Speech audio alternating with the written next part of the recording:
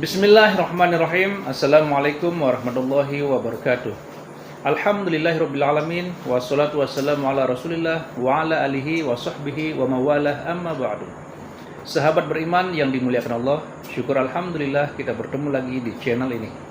Pada kesempatan yang berbahagia ini, mari sejenak kita luangkan waktu kita untuk bersama-sama menyimak kajian yang akan disampaikan oleh guru kita. Tentunya banyak sekali ilmu, hikmah, dan manfaat yang bisa kita jadikan pelajaran dalam kehidupan kita sehari-hari. Penasaran siapa beliau? Mari kita simak bersama. Selamat mendengarkan. Terkejut atas perlakuan Bani Israel yang hari ini sudah menjadi sebuah negara. Negara itu bernama Israel. Hari berganti, musim berubah, zaman sudah modern, tapi tingkah, pola, cara mereka bertindak sudah disebutkan dalam Al-Quran 1445 tahun yang lalu. Begitulah Allah Subhanahu wa ta'ala ingin menceritakan kepada kita. Kalau kita baca Al-Quran, fa'tabiru, ambil pelajaran bagaimana jahatnya Bani Israel. Kenapa kita dapat pahala membunuh cicak? Karena ternyata ketika Nabi Ibrahim alaihissalam dibakar, maka ketika itu cicak ikut meniup, menghembus api itu supaya semakin besar. Itulah salah satu yang disebutkan Nabi SAW. Walaupun secara medis dan kesehatan, andai ada orang tidak percaya kepada hadis, tidak percaya kepada ayat, dia tetap juga akan membunuh cicak. Karena cicak membawa materi, jari-jarinya melekat ke makanan, banyak virus. Tapi ada cerita di balik itu, bahwa dia ikut berkontribusi walaupun hanya dengan hembusan napasnya, ikut membakar Nabi Ibrahim alaihissalam. Sementara burung pipit, ketika Nabi Ibrahim dibakar, harriquhu, nyalakan api, bakar dia. Burung pipit datang membawa setetes dua tetes air. Setetes dua tetes air yang dibawa oleh burung pipit untuk memadamkan api yang membakar Nabi Ibrahim tidak ada pengaruhnya. Lalu binatang yang lain bertanya, wahai burung pipit, untuk apa kau bawa dua tetes air memadamkan api yang bergejolak membakar Nabi Ibrahim? Kata burung pipit, aku tidak melihat efeknya, tapi aku hanya berharap ketika nanti di hadapan Allah waktu ditanya, apa yang sudah kau lakukan ketika mereka membakar Ibrahim? Aku sudah melakukan sesuatu. Ketika Nabi Musa alaihissalam membawa Bani Israel menyeberang Laut Merah, bagaimana penderitaan yang dialami oleh Nabi Musa alaihissalam? Mereka bertemu dengan sekelompok manusia yang menyembah berhala. Lalu apa kata Bani Israel meminta kepada Musa? Ya Musa, ij'al lana ilahan kama lahum alihah. Wahai Musa, buatkanlah kami Tuhan seperti Tuhan-Tuhan mereka dalam bentuk berhala. Begitulah kurang ajarnya Bani Israel kepada Nabi utusan Allah Subhanahu wa ta'ala. Hari ini sejahat-jahatnya umat Nabi Muhammad SAW, belum pernah ada yang menantang ustadz, tolong buat kami Tuhan seperti Tuhan mereka. Andai tidak percaya kepada ustadz, paling mereka hanya akan diam saja. Tapi kisah ini diabadikan dalam Al-Quran. Surat yang pertama Al-Fatihah, surat yang kedua Al-Baqarah. Surat Al-Baqarah bercerita tentang perjalanan Nabi Musa alaihissalam bersama dengan Bani Israel. Perjalanan mereka lanjutkan. Lalu apa kata mereka kepada Nabi Musa alaihissalam? Ya Musa, lan nu'mina laka hatta narallaha jahrah. Lan, kami tidak akan beriman percaya kepadamu hatta narallaha jahrah, sampai kami melihat Tuhan secara nyata.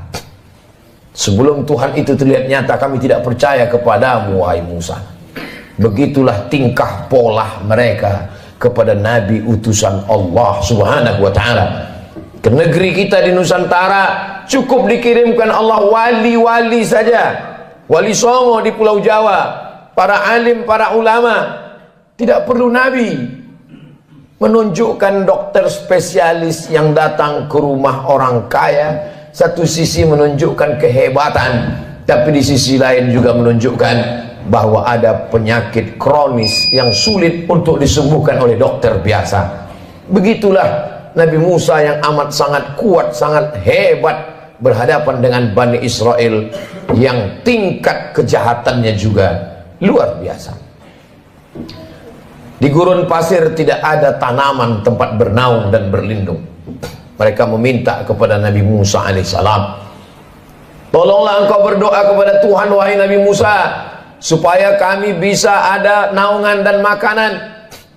Wa dhallalna alaihimul ghamama, kami turunkan awan untuk menaungi mereka. Lihatlah bagaimana doa Nabi Musa terkabul. Kalau melihat tingkah pola Bani Israel, Allah sangat marah.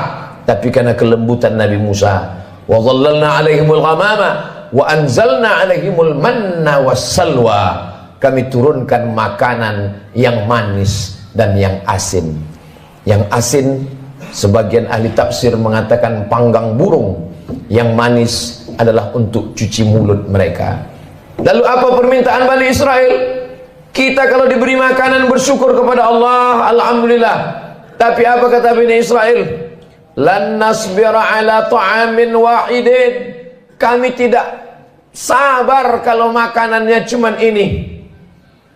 Kami minta supaya Tuhanmu menurunkan kepada kami wa fumiha wa adasiha wa basaliha, kami ingin bawang merah, bawang putih, kacang asal. Betapa kurang ajarnya Bani Israel kepada Nabi Musa alaihissalam. Dikabulkan Allah doa, tidak kepanasan, dikirimkan makanan surga, meminta makanan-makanan. Sampai Allah mengatakan, atastabdiluna alladhi huwa adna billadhi huwa khair. Apakah kalian meminta makanan yang lebih rendah kualitasnya, yang busuk dan berbau, padahal kamu sudah diberikan makanan yang terenak dan terlezat. Semakin orang paham membaca Al-Quran, terkejut atas perlakuan Bani Israel yang hari ini sudah menjadi sebuah negara. Negara itu bernama Israel. Hari berganti, musim berubah, zaman sudah modern, tapi tingkah, pola, cara mereka bertindak sudah disebutkan dalam Al-Quran 1445 tahun yang lalu. Begitulah Allah Subhanahu wa ta'ala ingin menceritakan kepada kita. Kalau kita baca Al-Quran, fa'tabiru, ambil pelajaran bagaimana jahatnya Bani Israel.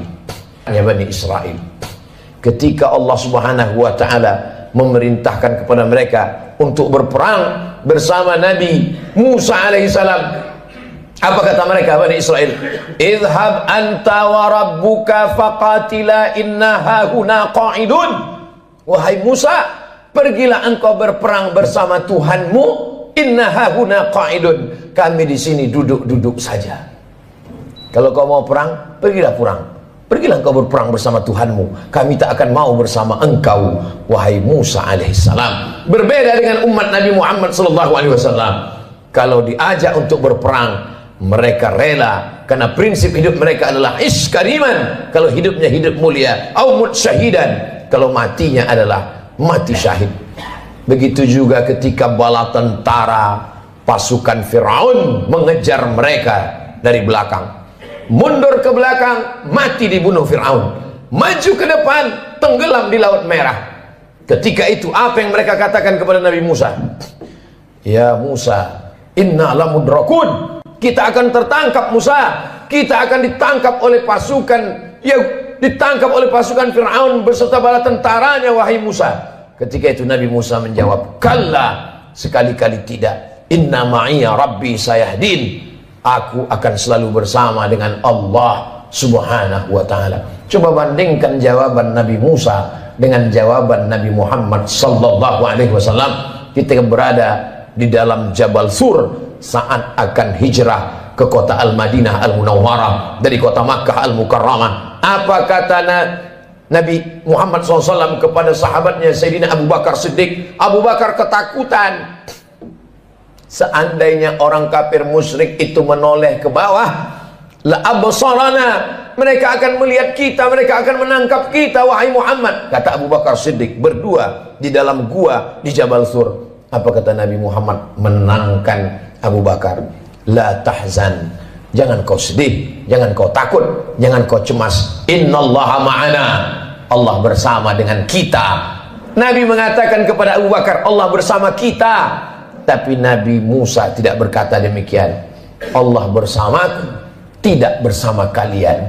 Sahabat Nabi Muhammad ketakutan, Nabi Muhammad menenangkan orang ketakutan. Sahabat Nabi Musa menakut-nakuti, maka Nabi Musa berkata, Allah bersamaku, tidak bersama dengan kalian. Segala yang diceritakan Allah dalam Al-Quran, yang selama ini orang hanya membaca tulisan di atas kertas, hari ini mata melihat, menyaksikan. Untuk peduli kepada Palestina tidak perlu menjadi seorang muslim, tidak perlu menjadi orang Islam, cukup menjadi manusia saja. Hari ini Allah ingin menyingkapkan tabir betapa Allah menunjukkan kebatilan, tapi sampai masanya nanti pertolongan Allah Subhanahu wa taala akan datang. Kenapa kita dapat pahala membunuh cicak? Karena ternyata ketika Nabi Ibrahim alaihissalam dibakar, maka ketika itu cicak ikut meniup, menghembus api itu supaya semakin besar. Itulah salah satu yang disebutkan Nabi SAW. Walaupun secara medis dan kesehatan, andai ada orang tidak percaya kepada hadis, tidak percaya kepada ayat, dia tetap juga akan membunuh cicak. Karena cicak membawa materi, jari-jarinya melekat ke makanan, banyak virus. Tapi ada cerita di balik itu, bahwa dia ikut berkontribusi, walaupun hanya dengan hembusan napasnya, ikut membakar Nabi Ibrahim alaihissalam. Sementara burung pipit, ketika Nabi Ibrahim dibakar, harriquhu, nyalakan api, bakar dia. Burung pipit datang membawa setetes dua tetes air. Setetes dua tetes air yang dibawa oleh burung pipit untuk memadamkan api yang membakar Nabi Ibrahim tidak ada pengaruhnya. Lalu binatang yang lain bertanya, wahai burung pipit, untuk apa kau bawa dua tetes air memadamkan api yang bergejolak membakar Nabi Ibrahim? Kata burung pipit, aku tidak melihat efeknya, tapi aku hanya berharap ketika nanti di hadapan Allah waktu ditanya, apa yang sudah kau lakukan ketika mereka membakar Ibrahim? Aku sudah melakukan sesuatu. Jangan pernah menganggap sepele perbuatan kita hari ini. Kita tak bisa datang ke Palestina memakai baju perang, tapi kalau kita berkumpul bersama, mengumpulkan dana, duit itu akan dikirim melalui lembaga yang terpercaya. Di antaranya dompet duafa, untuk membeli susu bayi, untuk membeli selimut, untuk membuat sumur bor supaya mereka bisa makan dan minum. Maka bantuan itu sama seperti tetesan burung pipit yang memadamkan api Nabi Ibrahim alaihissalam. Jangan pernah tertawa melihat kebatilan. Kalau belum pernah bisa membela Palestina dengan nyawa, dengan harta, jangan pernah mentertawakan. Karena dulu 1945 ketika kita Presiden Insinyur Soekarno, Bung Hatta memproklamirkan kemerdekaan Indonesia, di antara umat di dunia ini yang mendukung kemerdekaan kita adalah Imam Amin Al-Husaini, seorang mufti. Jabatan tertinggi di Palestina dalam bidang agama dipegang oleh Mufti Amin Al-Husaini adalah orang pertama yang mengakui kemerdekaan Republik Indonesia. Amerika menolak kemerdekaan kita karena bersekutu, bersekongkol dengan Belanda. Tapi Palestina, mereka adalah orang yang memberikan support, doanya, pengakuan. Karena syarat merdeka punya wilayah teritorial, ada pemerintahannya. Jangan lupa, ada syarat untuk menjadi negara merdeka, diakui oleh negara lain. Negara pertama yang mengakui kita adalah Mesir. Mufti pertama yang mengakui kita adalah Mufti Palestina. Ketika itu mereka negara yang merdeka, Palestina sebagai sebuah negara. Saat kita merdeka 1945, Palestina negara merdeka dan mengakui kita sebagai negara. Barulah tahun 1946 orang Israel datang berduyun-duyun dari seluruh negara, merampas, mencabik-cabik, mencaplok wilayah Palestina. Dan sekarang jumlah mereka di sana 5 juta orang berkumpul. Yang awalnya mereka hanyalah pengungsi, mereka tidak punya daratan, mereka tidak punya negara, tapi memang mereka penjajah yang pada akhirnya dunia mereka kuasai. Satu-satunya negara yang tak dapat mereka kuasai adalah Palestina. Dari sejak kita kecil, mata kita menatap televisi tak berwarna. Yasser Arafat memperjuangkan.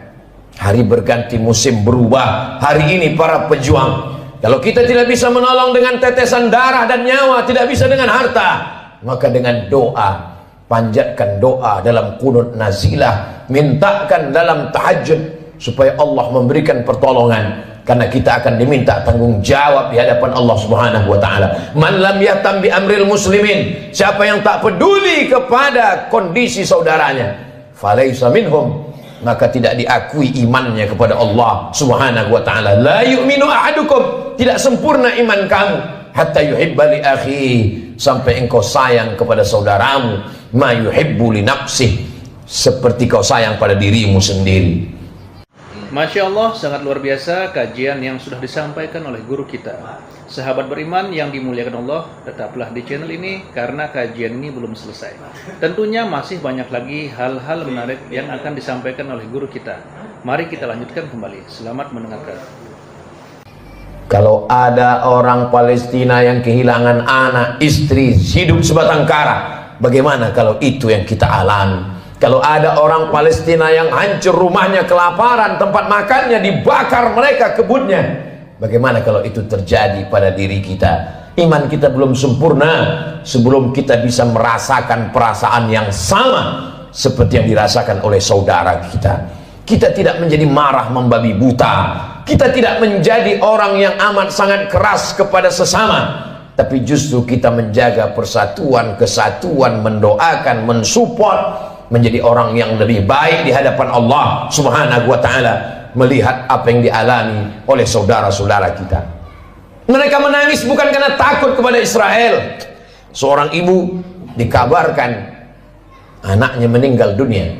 Lalu beberapa tentara mujahid fisabilillah menyampaikan, anak ibu meninggal dunia, gugur sebagai syahid karena dibunuh tentara Israel. Air matanya menetes, wajahnya haru.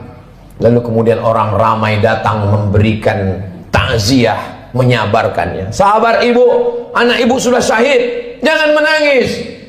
Lalu tak lama dia menjawab, aku menangis bukan karena sedih anakku mati, aku menangis mengapa yang mati syahid cuma satu, kenapa dulu aku tidak punya anak banyak dan semuanya mati syahid. Cita-cita anak Palestina yang tertinggi, diadakan survei lembaga internasional, mereka berikan kertas pertanyaannya, apa cita-citamu wahai anak Palestina? Cita-cita mereka adalah ingin mati syahid. Sejak 1946 Israel datang sampai hari ini 2023. Kenapa mereka tidak pergi ke Amerika, ke Eropa, ke Australia untuk mendapatkan suaka politik? Tak bisakah mereka menempuh jalur darat? Bisa. Kenapa mereka tidak pergi? Mereka ingin mati sebagai syahid dan tidak ingin meninggalkan bumi yang diberkahi, yang disebutkan dalam Al-Quran, subhanalladzi asra bi'abdihi laylan minal masjidil haram ilal masjidil aqsa. Kalau hari ini kita merasa kasihan, sesungguhnya yang lebih layak dikasihani adalah diri kita yang tidak pernah mementingkan agama Allah, yang tidak pernah bercita-cita ingin menjadi syahid. Wa tilkal ayyamu nudawiluha bainan nas, demikianlah hari itu kami tukarkan, kami pergantikan silih berganti. Untuk apa Allah buat ada tahun lalu dan tahun ini? Untuk apa Allah buat ada Jumat yang lalu dan Jumat ini?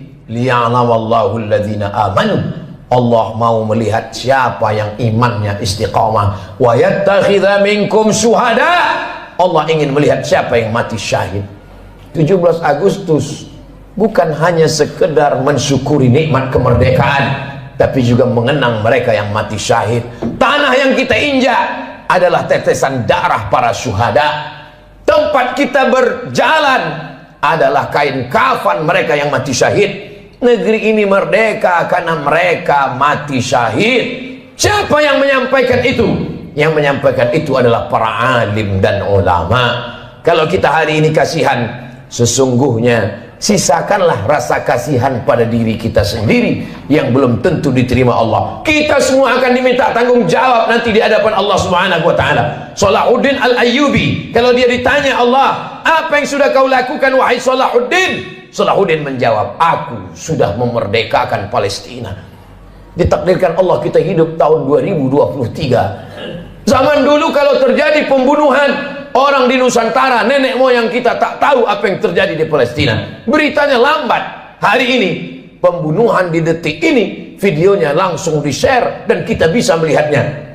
Kita diminta tanggung jawab di hadapan Allah Subhanahu wa taala. Salat kita, puasa kita, zikir kita. Tapi jangan lupa, kita akan diminta tanggung jawab. Apa peduli kita kepada Masjidil Aqsa, tempat Isra Mi'rajnya Nabi Muhammad SAW. Mudah-mudahan Allah mengampuni segala dosa-dosa, kekhilafan dan kesilapan kita. Kita ajarkan kepada anak-anak kita tentang peduli kepada Palestina, tentang peduli kepada Masjidil Aqsa, tentang peduli kepada agama Allah Subhanahu wa taala. Barakallahu li wa lakum fil Qur'anil azim wa nafa'ani wa iyyakum bima fihi minal ayati wadh-dhikril hakim wa taqabbala minni wa minkum tilawatahu innahu huwal ghafurur rahim.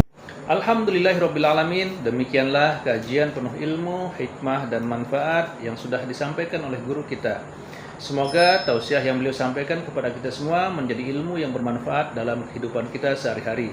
Dan semoga kita semua bisa istiqomah dalam mengamalkannya. Amin ya rabbal alamin. Sahabat beriman yang dirahmati Allah, terima kasih banyak sudah menyimak kajian ini sampai selesai. Doa dan harapan saya, semoga sahabat semua selalu diberikan kesehatan, dimudahkan segala urusannya, dan dilancarkan rezekinya. Amin ya rabbal alamin. Demikian yang dapat saya bagikan, kurang lebihnya mohon maaf. Sampai bertemu lagi di kajian berikutnya. Wabillahi taufiq wal hidayah, waridha wal inayah. Wassalamualaikum warahmatullahi wabarakatuh. Setelah kita mendengarkan bersama kajian yang sangat luar biasa dari guru kita, sekarang mari kita lanjutkan aktivitas kita masing-masing. Semoga kajian yang beliau sampaikan kepada kita semua menjadi ilmu yang bermanfaat dalam kehidupan kita sehari-hari. Dan semoga kita semua bisa istiqomah dalam mengamalkannya. Amin ya rabbal alamin. Selamat beraktivitas buat sahabat semua dan sukses selalu. Sampai bertemu lagi di video berikutnya. Wassalamualaikum warahmatullahi wabarakatuh. Bismillahirrahmanirrahim. Assalamualaikum warahmatullahi wabarakatuh. Alhamdulillahirrabbilalamin. Wassalatu wassalamu ala rasulillah wa ala alihi wa sahbihi wa mawalah amma ba'du. Sahabat beriman yang dimuliakan Allah, syukur alhamdulillah kita bertemu lagi di channel ini. Pada kesempatan yang berbahagia ini, mari sejenak kita luangkan waktu kita untuk bersama-sama menyimak kajian yang akan disampaikan oleh guru kita. Tentunya banyak sekali ilmu, hikmah, dan manfaat yang bisa kita jadikan pelajaran dalam kehidupan kita sehari-hari. Penasaran siapa beliau? Mari kita simak bersama. Selamat mendengarkan. Terkejut atas perlakuan Bani Israel yang hari ini sudah menjadi sebuah negara. Negara itu bernama Israel. Hari berganti, musim berubah, zaman sudah modern, tapi tingkah, pola, cara mereka bertindak sudah disebutkan dalam Al-Quran 1445 tahun yang lalu. Begitulah Allah Subhanahu wa ta'ala ingin menceritakan kepada kita. Kalau kita baca Al-Quran, fa'tabiru, ambil pelajaran bagaimana jahatnya Bani Israel. Kenapa kita dapat pahala membunuh cicak? Karena ternyata ketika Nabi Ibrahim alaihissalam dibakar, maka ketika itu cicak ikut meniup, menghembus api itu supaya semakin besar. Itulah salah satu yang disebutkan Nabi SAW. Walaupun secara medis dan kesehatan, andai ada orang tidak percaya kepada hadis, tidak percaya kepada ayat, dia tetap juga akan membunuh cicak. Karena cicak membawa materi, jari-jarinya melekat ke makanan, banyak virus. Tapi ada cerita di balik itu, bahwa dia ikut berkontribusi walaupun hanya dengan hembusan napasnya, ikut membakar Nabi Ibrahim alaihissalam. Sementara burung pipit, ketika Nabi Ibrahim dibakar, harriquhu, nyalakan api, bakar dia. Burung pipit datang membawa setetes dua tetes air. Setetes dua tetes air yang dibawa oleh burung pipit untuk memadamkan api yang membakar Nabi Ibrahim tidak ada pengaruhnya. Lalu binatang yang lain bertanya, wahai burung pipit, untuk apa kau bawa dua tetes air memadamkan api yang bergejolak membakar Nabi Ibrahim?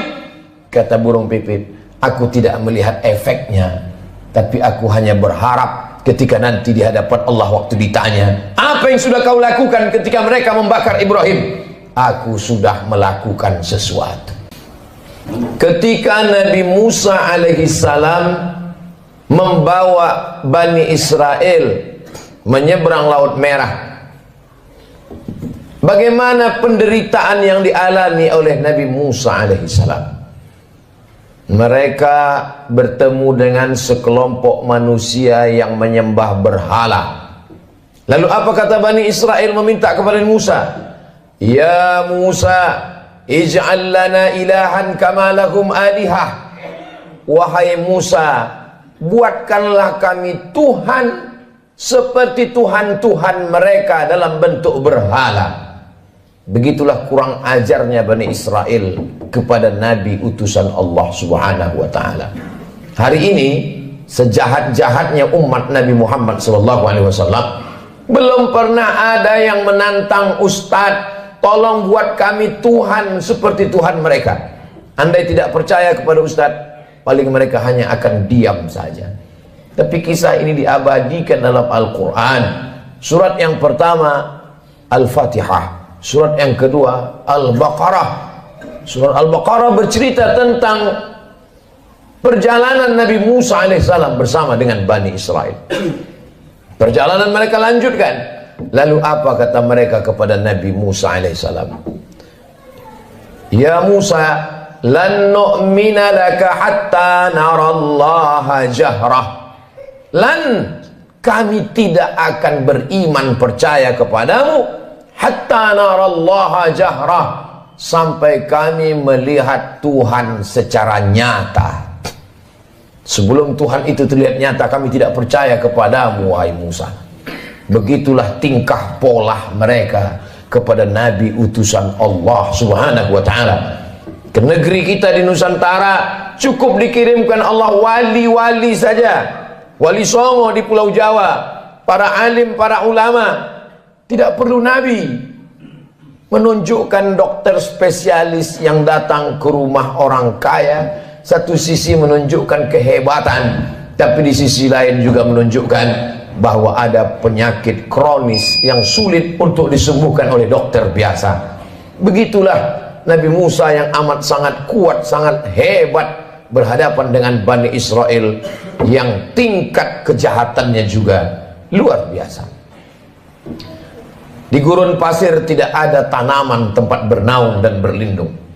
Mereka meminta kepada Nabi Musa alaihissalam, tolonglah engkau berdoa kepada Tuhan wahai Nabi Musa, supaya kami bisa ada naungan dan makanan. Wa dhallalna alaihimul ghamama, kami turunkan awan untuk menaungi mereka. Lihatlah bagaimana doa Nabi Musa terkabul. Kalau melihat tingkah pola Bani Israel, Allah sangat marah. Tapi karena kelembutan Nabi Musa, wa dhallalna alaihimul ghamama wa anzalna alaihimul manna wassalwa, kami turunkan makanan yang manis dan yang asin. Yang asin, sebagian ahli tafsir mengatakan panggang burung. Yang manis adalah untuk cuci mulut mereka.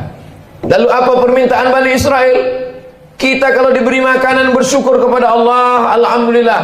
Tapi apa kata Bani Israel?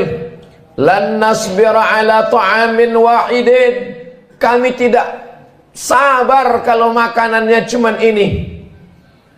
Kami minta supaya Tuhanmu menurunkan kepada kami wa fumiha wa adasiha wa basaliha. Kami ingin bawang merah, bawang putih, kacang asal, Betapa kurang ajarnya Bani Israel kepada Nabi Musa alaihissalam. Dikabulkan Allah doa, tidak kepanasan, dikirimkan makanan surga.